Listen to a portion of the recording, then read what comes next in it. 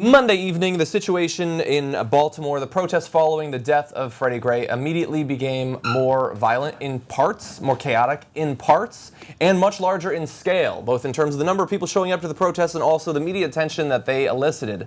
And by Tuesday morning, it had become a national sensation, with many thousands protesting peacefully to try to get some attention on the obviously contentious situation with the police both in Baltimore and throughout the United States, and also in places extreme acts of vandalism and violence as well. And eventually, the governor, Larry Hogan, called a state of emergency. The National Guard were called in. Chris Christie sent troops from his state to help out with the situation there. We had over 200 arrests just on Monday. We had 144 vehicles burned, which is pretty amazing, and 15 buildings burned as well. We're going to have some footage of that for you shortly. And of course, behind all of that, behind all of the violence that is making up probably 99% of the media coverage of the situation in Baltimore, we do have a community who is expressing legitimate grievances, both in regards to Freddie Gray specifically and police brutality and the injustice system we often talk about on TYT more generally. And so we're going to get into the specifics. We also have quotes from the president, but immediate reactions from you, Jimmy and Anna. I think you did a good job in differentiating between those who are out there looting, rioting, causing trouble, and those who have legitimate concerns that are being ignored by the mainstream press.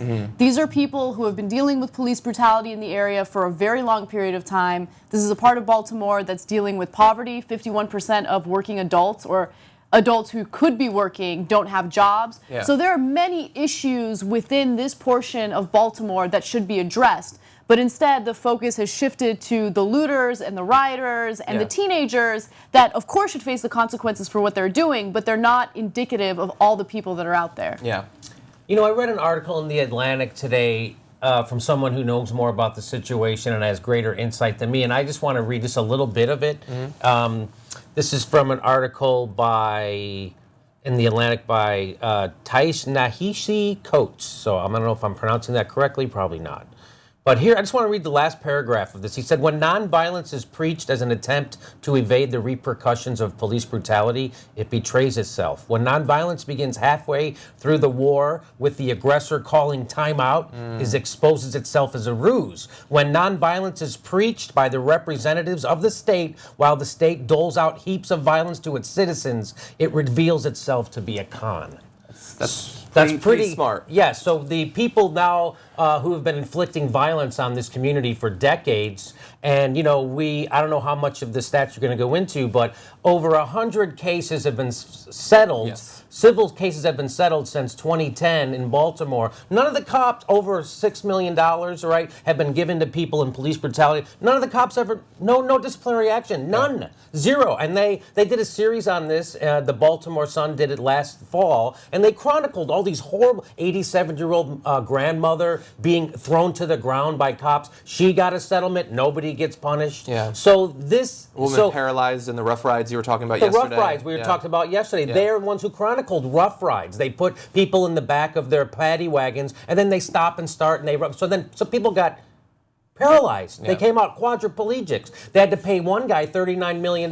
Nobody is in trouble. Nobody gets fired. Nobody. So that's if we cost TYT hundreds of thousands of dollars, do you think we'd keep our job? I don't think I would keep my job. I don't think so. No, probably not. I tweeted this the other day, and I just want to say, yes, the riots are a problem. The riots are not the problem. Yeah. The riots are a response to the problem. So let's fix the problem, and let's not pretend that this is the problem. Yeah. And unfortunately, the riots lead to the media completely changing the narrative of the story, which basically leads to us avoiding the real problem. Yeah. And so that's the issue. I understand that there are people that are upset, people out there who want to participate in acts of civil disobedience. I think that's the best way to actually bring about real change. But these idiotic teenagers that are rioting and looting a CVS store, they're not getting anything done. They're not achieving anything. Nor do they really aim to, probably. And they don't aim to, exactly. And I'm not only blaming them, I'm blaming the media on focusing all their attention on them as opposed to the real issues at play here. Yeah. I want to see if they focus on the people from the community who are out there cleaning up after the riot. Exactly. Because And of course they don't. And of Never. course they don't. They don't.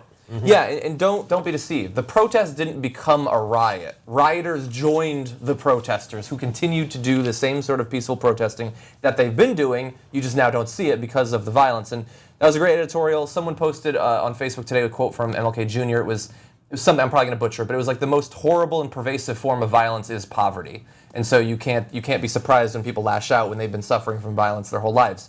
Now, I do want to read some of the quotes from Obama because, thankfully, while he is condemning the rioters, he does recognize he has some of the same concerns as us. He said, "There's no excuse for the kind of violence that we saw yesterday. It is counterproductive. When individuals get crowbars and start prying open doors to loot, they're not protesting, they're not making a statement, they're stealing.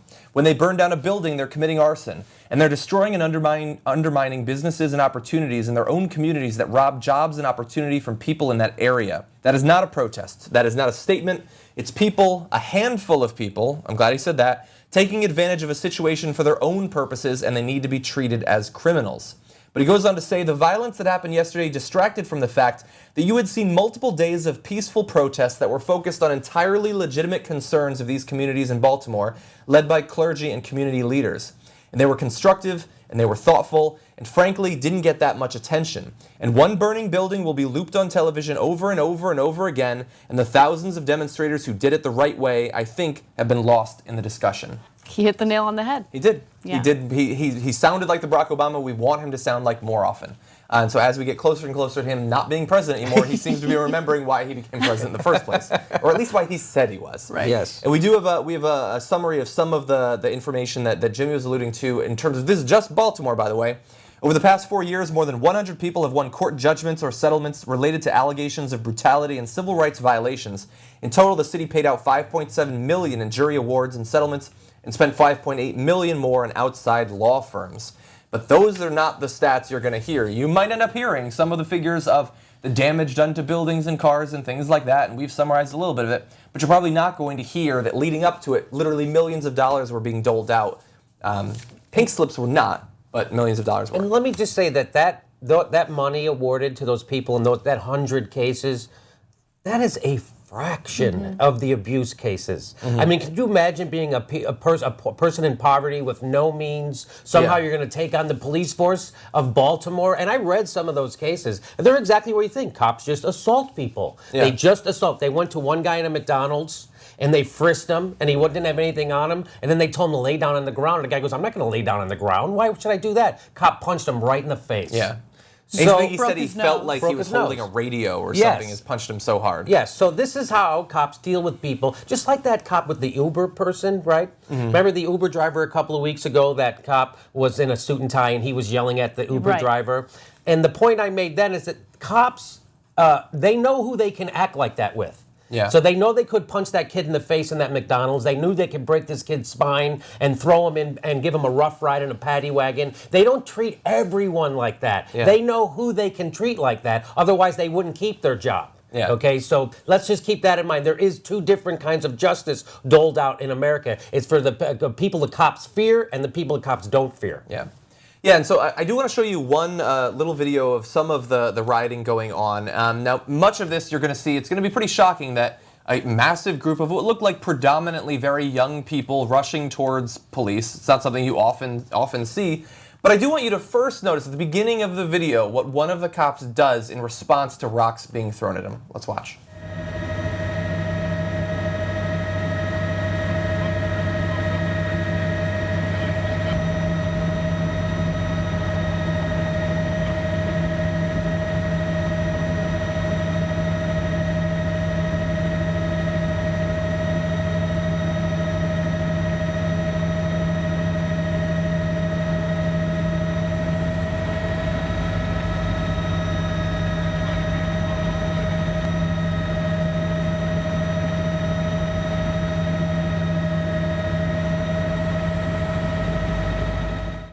So I don't know if it made it into the final video, but immediately prior to that, the cop in the white shirt at the beginning of that picked up and threw back rocks at the protesters, which I think goes beyond the sorts of violence we find acceptable from police officers, even in that situation. Now, obviously, there is a great deal of threat to the police officers there. I mean, rocks are being thrown, chunks of cinder blocks are being thrown, And the kids that are doing it, they seem to have no fear of repercussions to them. And so I understand that the cops are obviously very scared there, but at the same time, the cops should not be throwing rocks at children. Look, I have very little sympathy for the cops in this situation, especially considering the way things played out.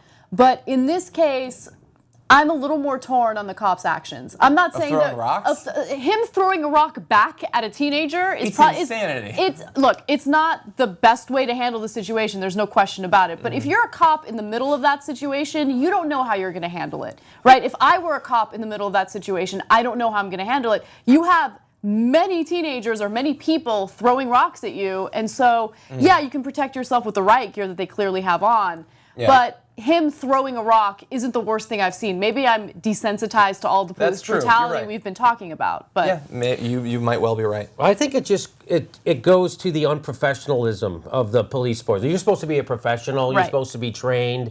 You're out there doing exactly the same thing the people you're trying to tell stop throwing rocks. And you throw a rock at them. I mean, it's just another. And that guy's in a white shirt, which means he's a lieutenant. Right, that's what the white shirt means. I know in other cities, a white shirt means he's a supervisor. Yeah. So here's their leader out there throwing. So that's how messed up the Baltimore Police Department is. That their leaders, in the middle of a riot, they know they're on camera, are throwing rocks at citizens. Yeah. So they don't give a shit. They never gave a shit. So it's just a big. I don't talk about training.